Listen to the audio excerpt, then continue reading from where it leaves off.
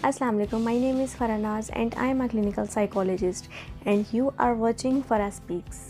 3 ऐसे psychological hacks जो आपके माइंड की लर्निंग एबिलिटी को इम्प्रूव करने में आपकी हेल्प कर सकते हैं। हो सकता है कि आप स्टूडेंट हैं, हो सकता है कि आप वो पर्सन हैं जो डेली रूटीन की एक्टिविटीज़ को या डेली रूटीन की चीज़ों को लर्न करने की कोशिश करते हैं, बार बार याद करने की कोशिश करते हैं।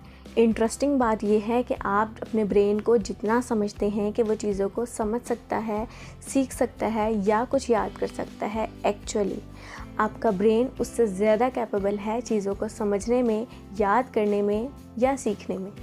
टिप नंबर 1, डार्क चॉकलेट खाना शुरू करें। डार्क चॉकलेट आपके अंदर ऑक्सीटोसिन स्टिमुलेट करता है।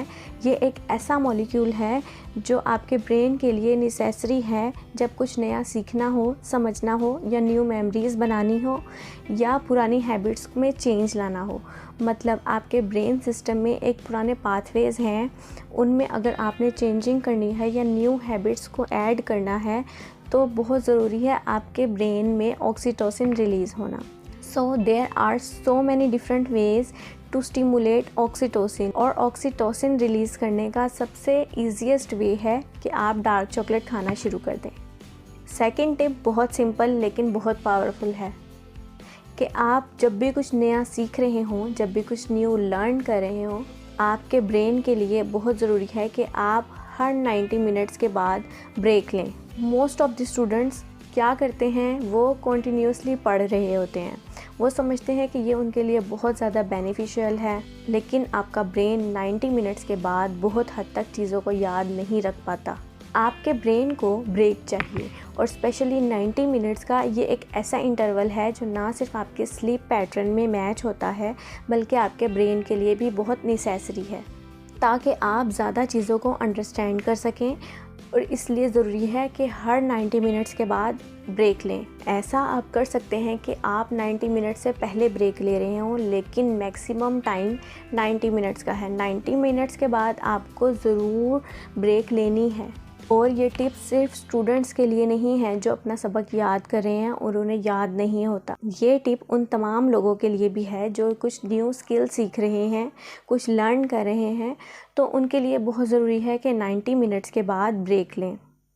और टिप नंबर 3, आपका बेशक कितना भी यूनिक सब्जेक्ट है, आप अपने उस चीज़ को करंट नॉलेज के साथ, डे टू डे चीज़ों के साथ कनेक्ट करें। इसका मतलब ये है कि आप उस चीज़ से रेलेवेंट स्टोरी अपने माइंड में बिठा सकते हैं ताकि वो आपके करंट नॉलेज के साथ इजीली कोरिलेट हो सके। इससे होगा क्या? इससे होगा ये कि आप उस सब्जेक्ट के साथ या उस टॉपिक के साथ जितने ज़्यादा कनेक्शंस बनाएंगे, आपको वो टॉपिक रिकॉल करने में उतनी ही आसानी होगी। इसकी क्लासिक एग्जांपल ये है कि आप किसी चीज़ को रिकॉल करने की कोशिश कर रहे हैं और वो आपके माइंड में नहीं आ रही। फॉर एग्ज़ाम्पल, अगर आप किसी का नाम रिकॉल करने की कोशिश कर रहे हैं और बहुत ज़्यादा याद करने के बावजूद वो नाम आपको याद नहीं आ रहा, क्योंकि वो जो न्यूरॉन्स तक पहुंचने के क्यूज़ होते हैं वो आपके ब्रेन में कनेक्ट नहीं हुए वे।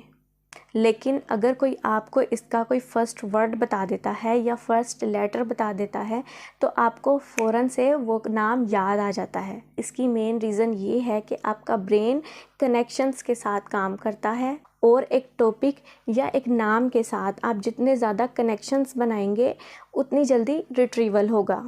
तो अगर आपको अपने ब्रेन की एबिलिटी नेचुरली यूज़ करनी है जिससे आपकी मेमोरी फास्ट हो, जल्दी से कुछ याद आ सके या आप जल्दी से कुछ याद कर सकें, तो इस सब के लिए आप जितने ज़्यादा न्यूट्रल कनेक्शंस बना सकते हैं वो बनाएं। अपनी करंट लर्निंग को एसोसिएट करें अपने प्रेजेंट नॉलेज के साथ ताकि वो आपकी करंट इन्फॉर्मेशन में इंटीग्रेट हो जाए।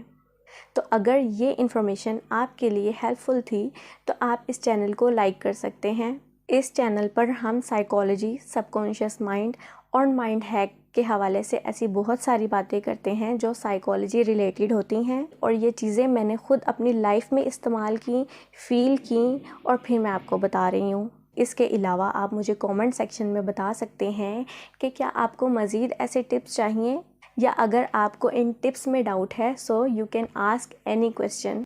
हम आपको आपके सवालात के जवाब ज़रूर देंगे। Thank you.